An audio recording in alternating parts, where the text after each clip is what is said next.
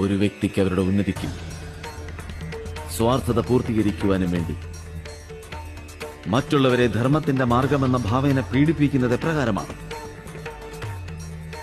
അവരെ വിവശരാക്കുന്നത് എപ്രകാരമാണ്? ഇത് പാപം തന്നെയാണ്, അധർമ്മവുമാണ്. പരമാത്മാവിൽ ലയിക്കുന്നതിനു വേണ്ടി അന്തരാത്മാവിൽ ആഗ്രഹങ്ങൾ ഉണ്ടാവുകയാണെങ്കിൽ ഓരോ വ്യക്തിയും ധർമ്മത്തിന്റെ മാർഗം സ്വന്തം ഇച്ഛയ്ക്കനുസൃതമായിട്ടായിരിക്കും സ്വീകരിക്കുന്നത്. അതവരുടെ അധികാരം തന്നെയാണ്.